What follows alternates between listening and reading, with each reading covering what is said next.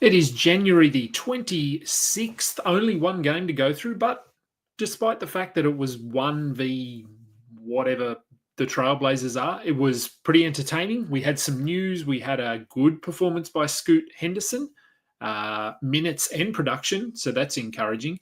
We've got some injury news ahead of tomorrow.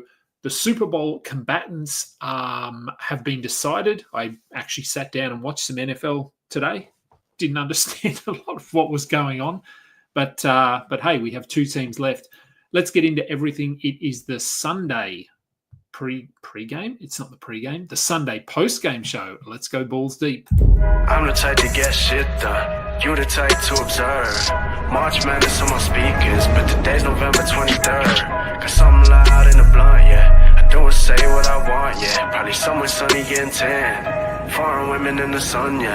That's all that I need. That's all that I need. That's all that I need. Got my brothers with me. Got my brothers with me and my mama's healthy. That's all that I need.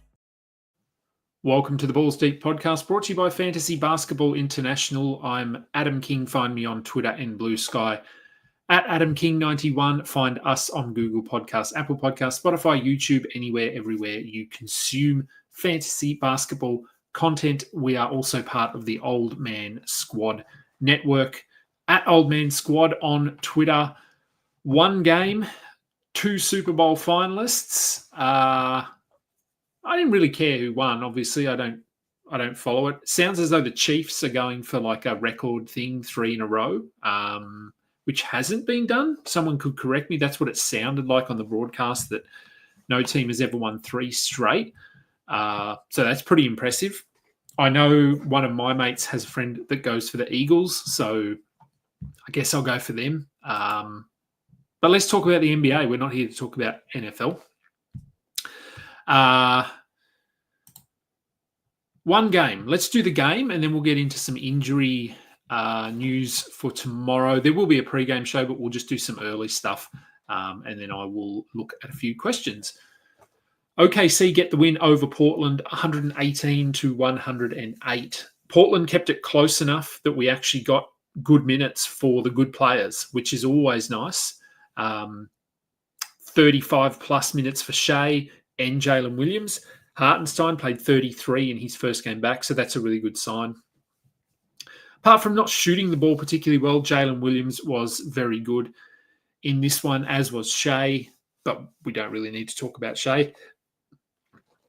Aaron Wiggins started for Lou Dort, didn't do anything. If you streamed him in, you just drop him, that's fine. Hartenstein had 14 and 11 with 6 assists and 1 block. Pretty average from the free throw line, 4 of 9, but everything else really good. Basically picking up where he left off. Good to see. Cason Wallace had a steal and a 3 in his 30 minutes. I still think he's a hold here. Isaiah Joe had 3 threes, 16 points in 25 minutes. Just a streamer. Caruso, just a streamer. Now that Hartenstein's back, Jay Will can be streamed. He's really their only backup center at this point. So if you just need some rebounds, he is a good per-minute rebounder and can sort of space the floor. He can hit threes. So very deep leagues and streaming purposes only. Probably more to talk about on the Portland side, though. Let's start at the top of the box score with Tamani Kamara, who scored a career-high 24 points to go with 9 rebounds, 4 assists.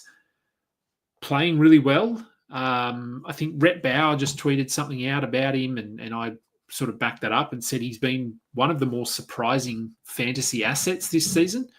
Probably wasn't drafted in a lot of leagues.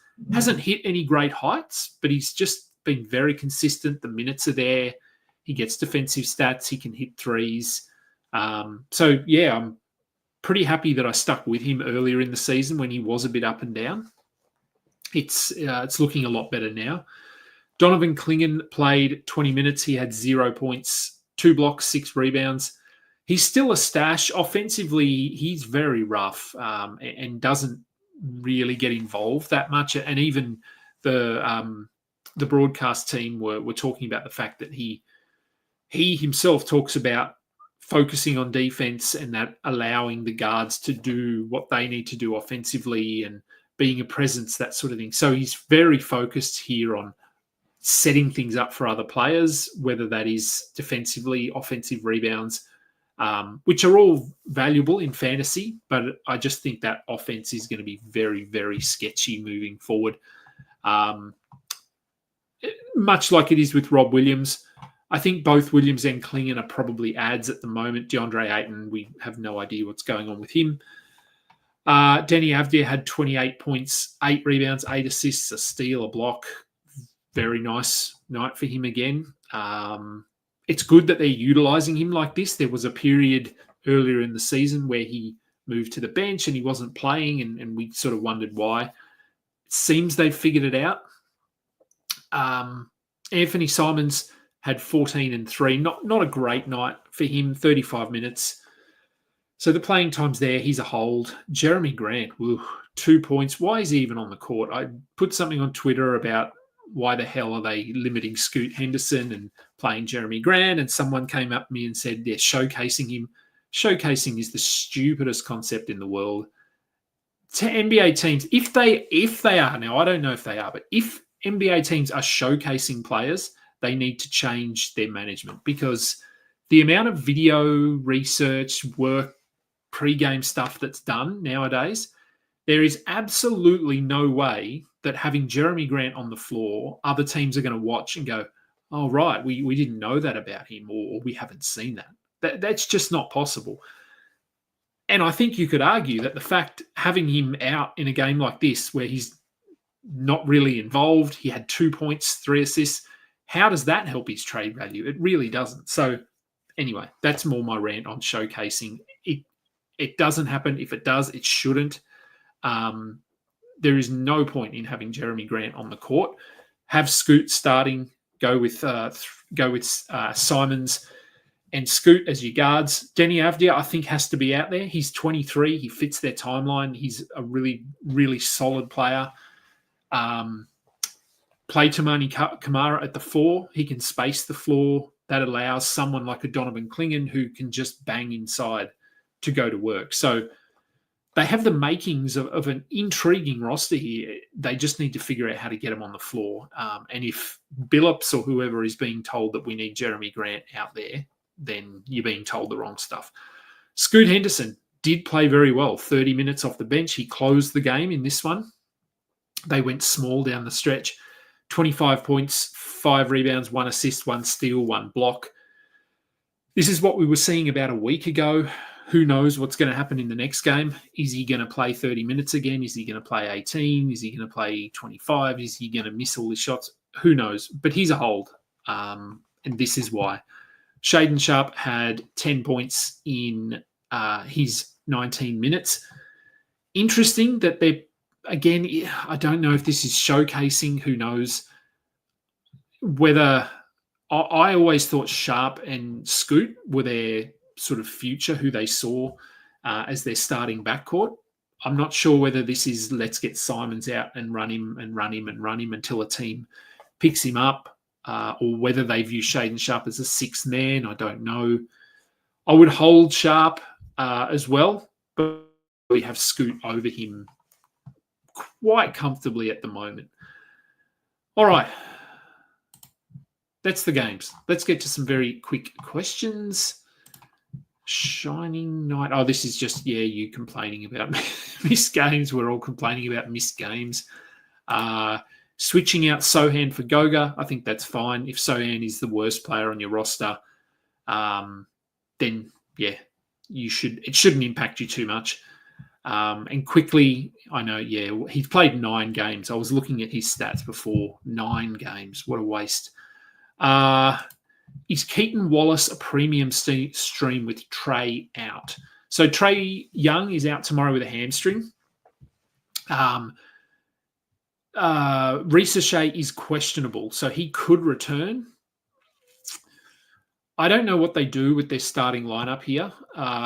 Keaton Wallace, we know he had 1 or 2 really big games when Trey missed some time earlier in the season. Look, I think he's worth considering, but there are 12 games tomorrow. So is he going to be in your starting lineup? I don't know. If Trey was to miss a week, then yes. But if it's a one-game, very precautionary kind of thing, I don't even know who they play, actually. Let me have a look. Trey. They play Minnesota. Okay, so it is a competitive game. Yeah, look, you could look at Wallace, I suppose. But like I said, I just don't know if he would be active for you tomorrow. He probably starts. Larry Nance is questionable with his hand. I don't think this is an aggravation of the injury. There was no word of that. It's probably just precautionary.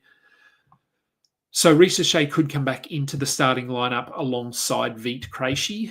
So I would still be holding Krejci if you want to grab Wallace and see. But do remember he is a G League player, so they would have to sort of shuffle things around and move him into the active roster to get him there. What else have we got? Lone Des says NFL is actually simple to understand if you know the basics. I do know the basics. I was probably selling myself a little bit short there. So I do know the concept. I do know how it works. The only bit that is all the plays that they call. I don't know what they are, but I know what they have to do. I know the rules, basically. So I can get by. So I'd probably selling myself so a little bit short. No, I'm not going to say that I know a lot about the game, but I understand enough. Are we stashing Nick Smith or Collier? Collier would be my stash there. Yeah. I think Collier just does a bit more. Smith, I talked about him in the pre-game show. I think he's just points, really, and threes. Assists will be up and down depending on whether LaMelo plays. Collier, I think he gets more assists, he gets more steals.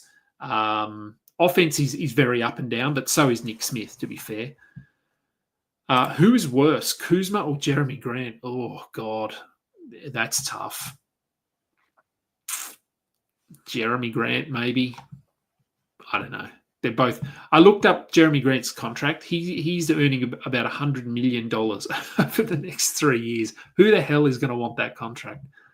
No one at all. Ernest Tan. Any reason I shouldn't drop Tobias Harris for Veet? You have Trey and Jalen Johnson out tomorrow. Suggs, Harris, Kessler, all game time decisions, punt, field goal. Oh, no, you could do that. I mean, Tobias Harris probably ends the season as the higher ranked player. But Veet, we've seen him doing stuff lately, so I'd be okay with that. Yeah, I mean, we are still relying on this Jalen Johnson injury news, which we don't have, but I think that's okay. So Lone Des can actually stream 2 spots with that stash question as one of the spots too. Okay. Yeah, all right. So, well, you could stash both of them then if you wanted to. Yeah, sure. And, okay, the plays are for the nerdy fans. Well, that's good to know. I'm not a nerdy fan. I'll probably... actually, no, I won't be able to watch the Super Bowl because it's on a Monday here. Starts sort of mid-morning, and I'm at work doing stuff on a Monday, which I can't. I'm with kids doing things, so I can't actually watch the Super Bowl. So it's a shame, but I'm sure I'll hear about it from all of my NFL friends here. All right, I'm going to jump out of here. That was very quick today, 15 minutes. I like it. I'm going to go and have a coffee and enjoy my last day before I go back to work. I will be back with a pre-game show tomorrow. I don't think I'll be doing a show tonight. Tuesday afternoon, night, there'll be, I think Dan and I are still doing a show. I'll have to just hit him up and double check that. And then obviously next Thursday,